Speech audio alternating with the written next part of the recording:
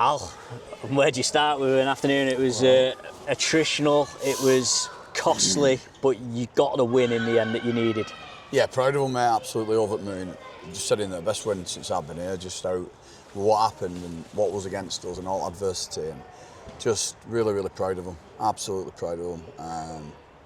You could see it mattered, you know, when they were dead and down and on their haunches, they're still chasing back, and we're just really, really proud as a coach. Like I said, that's the best win I can name at this club. Just might not be the prettiest win, but just how they went about it, and I'm just over the moon. You know, about a disaster of points difference, we're guaranteed top 6, which was our aim at the beginning of the year, to get in that top 6 and playoffs.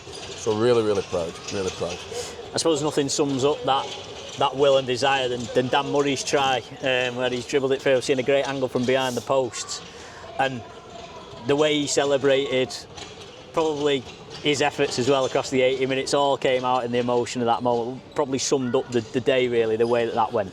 Yeah, so half time comes, well, you saw yourself, James, 20 minutes with all 4 subs done. You know, none of them can go back. So basically, you've nothing with the activates the 18th man because of it. So I just said to Dan at half time, and I need you to do 80, mate, if you can. And he said, I'll do it. And I was just so pleased for him because of the efforts. People won't see it, but his efforts during the game.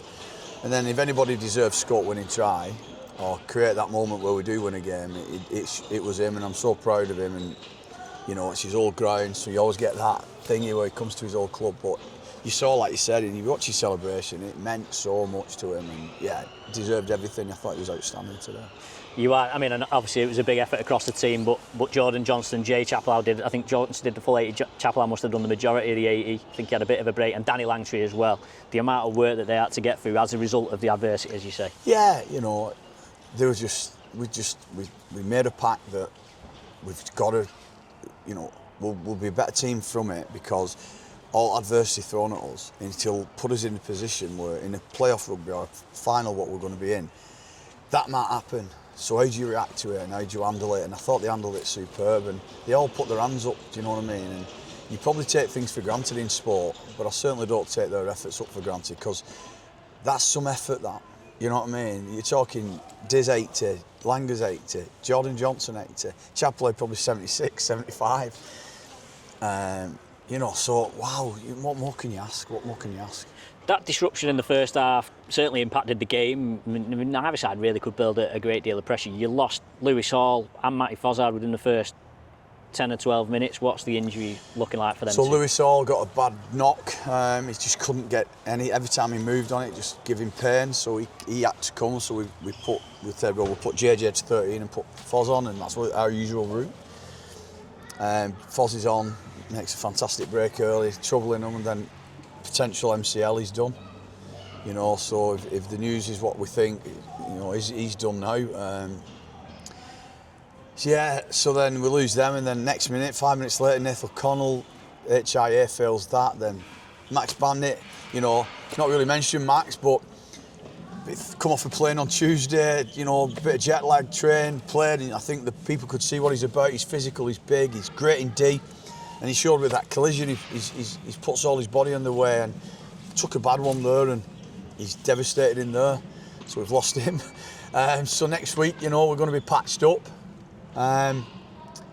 So yeah, I don't want not enjoy today. A bit gutted of what's created, but like I said, the guys who come in will do the club proud. I've no doubt about that. And it's next job mentality, like we've spoke about all the time. And we've got to show, if them lads don't come back and we can't play them, we've got to, you know, because they'd be a big part of it. Whoever comes in has got to be a big part of it also.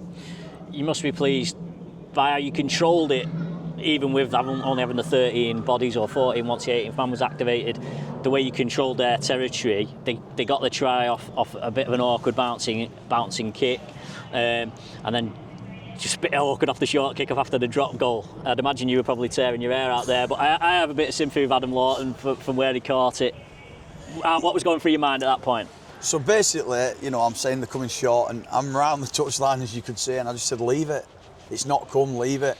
But obviously, as he jumps forward, so he catches it a couple of yards, not in the box. If he'd have just kept it and on his feet, he'd probably still have that height.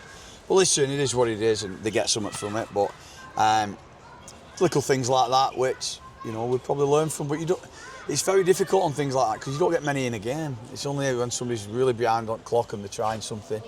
So you don't get a chance to really practice or go along it. So, but listen, he made up for it. He had a fantastic game, and there was a couple of incidents where we weren't happy with. But I think when you lose Nathan Connell as well, so Mike Butt was fantastic when he went there, but everyone knows Mike Butt's just a run threat. So basically, we couldn't play much shape. So all they did was tighten up. But I just thought how we completed sets, how we got downfield, how we was accountable in our actions of being disciplined and keeping hold of the ball was very good, and that's what won us the game.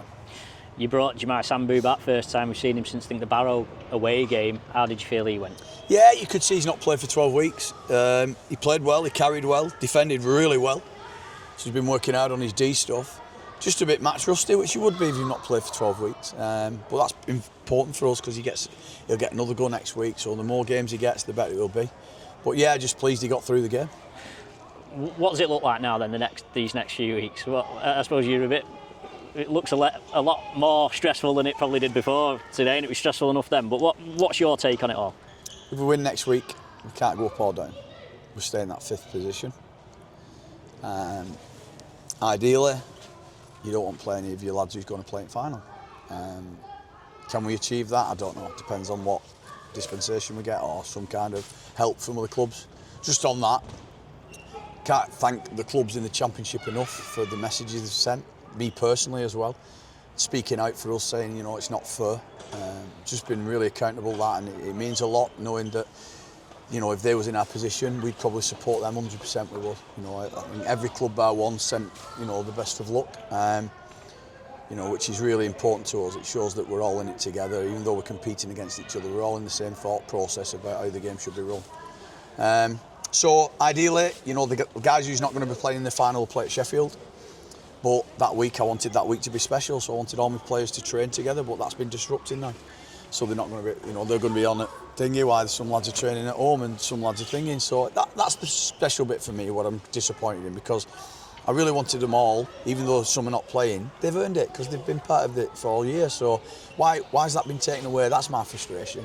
But listen, it is what it is, and we'll go and do our job. So yeah, but more importantly, we get Workington. If we can beat Workington, like I said, James, it's guaranteed 5th. I'll be really, really happy with that. And then we get 2 bites at cherry then.